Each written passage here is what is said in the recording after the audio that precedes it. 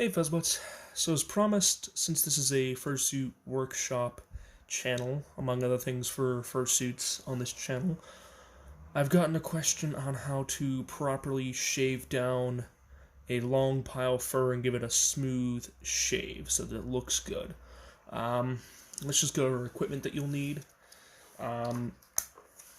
Usually quality of equipment is pretty good for it. I use Andis for my clippers. They're a clipper that I get at Petco. It's for pet hair, so it's pretty hefty. It's not something you would use on human hair, so it's not something you're going to pick up at like your local Rite Aid or Walmart. Well, possibly actually Walmart. These cost me about $120. There are more expensive pairs that would probably do a much better job, but this is what is affordable for me. Usually to start out, I use a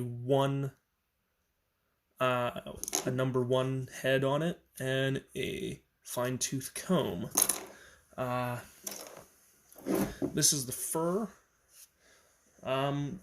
Usually you would have your pattern already planned out on the back side so you know what you're doing. I have that. For black fur, I usually use what is known as a Dykem paint marker to get the fur design, the shape that I need, the pattern drawn out on the back. And it doesn't usually stain, but I'd be careful using it on white fur. It could stain.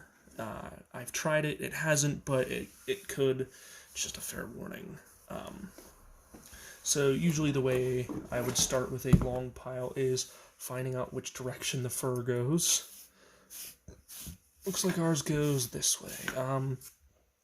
Usually I give it a good brushing with a fine-tooth comb. This gets all the fur going one direction, and it gets all the little pieces of gunk or anything that would clog up the trimmers out of it, and any pieces of loose fur that are in there from whenever you got it shipped and whenever you cut it. So usually I start out with a 1 on longer furs. It's not going to cut it all the way down, but be careful, you know. It's going to give it a decent cut to get the first top layer off, and usually I do a couple cuts with the 1. I'm doing this kind of fast just to show you guys here, but we'll do a decent cut, and it'll take off that first top layer of fur. And for this, to get that first top layer off and get as far down as I can get on this, I usually do give a decent little bit of pressure, but I'm keeping this part of the trimmer level with the fur that I'm cutting. So I'm not angling it, I'm keeping it straight on the fur. Because if you angle it, you could possibly cut in, go down to the backing, and now you've ruined your fur. So keep it just flat on the fur, don't angle it up, don't angle it down, you get the wrong cut. So now the first bit is out of the way. What I do is I usually comb it back against the grain of the fur. That gets all of the extra gunk out, and it stands the fur up for another cut. So see how it's nice and it stands up here. It gets all the little kinks and knots out of the fur, and everything's standing up real nice. Then you can go back and cut it again with a 1, and you'll get it as far down as you want with the 1 before you move to just a bare shave down with just the clipper head, no attachment. So, and you'll see the difference whenever I cut with just the clipper head with no attachment on it to regulate the length of it. So now we have that cut done.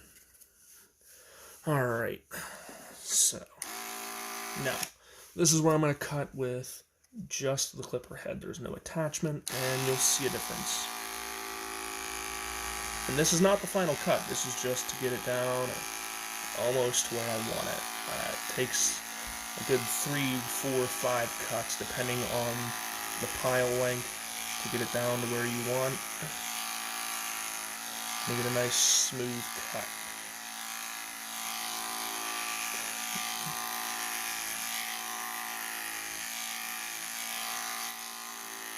I'm just cutting this. Let you guys see here in a minute whenever I get all this cut off.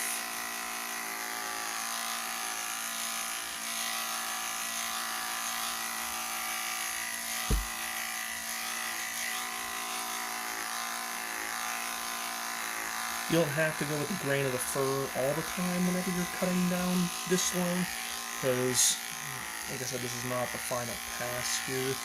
I'm just trying to get every little spot cut down. There are some fold marks in this fur. Sometimes that happens. I have to get those out of there, but that's totally a different way to do it. There'll be another time when I show you guys how to do that. So after that, I'm going to brush all of this out, get all the garbage out of the way here, so you guys can kind of see a comparison of what it would look like. So this is the fur before with no shave, and this is before. This is after. Now, I'm not done shaving. This is just close. So I'm going to use a fine-tooth comb. And I'm going to bring this fur against the grain. I'm going to brush it back against the grain of the fur. That'll stand it up so I can get another cut on it and get it down real smooth. Kind of stands up all the high spots. As you can see here, there's a couple high spots here that weren't exactly the same length. And I can go back over them, get another cut on them, get them down lower. And you can see the amount that's coming off still is still a good amount. So this has a good amount of fur left before you even hit backing. And none of it will show through. This is a pretty dense fur. I would say if you're looking for fur that you have to shave, the best thing is getting it, plan out your length so you can buy fur that's already the length that you need. But if you can't, and you have to shave it, look for a fur that has a denseness to it. Like you have carpet that has a thread count to it. It's a higher thread count, it's a denser carpet. You don't see any backing. Same thing with fur. You want something that is very dense and has a lot of fur to it, because this kind of shave on a not very dense fur, you would see backing, and you don't want to see backing. Nobody does. So, yeah, not a good thing. So, once again, almost done. Just go fine-tooth comb against the grain of the fur, and you can still see a little bit of high spots.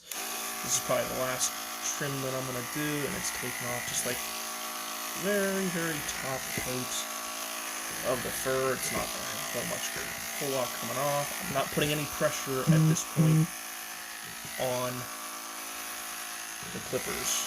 No pressure. I'm just straight running across whatever comes off. It's very minimal. It's going to leave a nice, clean looking cut. It's not going to ruin any fur. I'm not angling it down. I'm not angling it up, because it won't be a straight cut. So you just want to glide across the fur and not ruin any of it. Not, jab it in. You'll jab in, you'll ruin your whole pattern, and you'll have to go back and start over if you can't salvage it. So here are a couple high spots that you can get.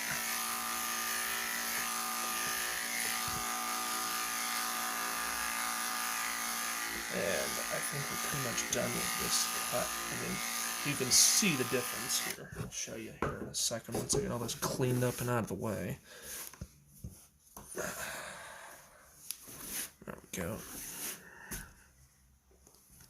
So, after the final cut, I still have to do around the edges here to clean those up when I get my pattern. So, at the end, take the fine-tooth comb, kind of brush out everything that you just cut off.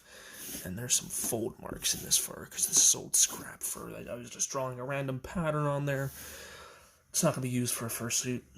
But you can see there's like little kinks in the fur from it being in storage for so long. So whenever you store your fur, make sure you store it flat or fold it neatly. Just don't crumple it up like I did here, like an idiot. But so you can see this is a nice, like, this is smooth. Like, let me pick this up. Like, you can see how smooth of a shave this is. And again, here's your before look here. I'll just comb this out so you guys can see. There's a lot of length. This is like a 2-inch pile, I believe, on here. So there's a lot of length to this. And compared to this is pretty much, I mean, there's not much to it anymore. But the backing's not showing through because this is a very dense fur. And important on backing that you don't see through. So I'll just let you guys look at that. Again, there are fold marks. I apologize for that. I was an idiot when storing this particular fur. But you can see the difference in this. So let me know what you guys think. This was just a little helpful video for you guys. And hopefully I'll be shooting more of these in the future to help out beginner fursuit makers. I don't know what my next video will be. Let me know what you guys have for suggestions on what you want made, or what you want to see on how to make. I'm always happy to help new makers. I was one at one point. I still am. I'm always still learning. So, yeah, have a good one, guys.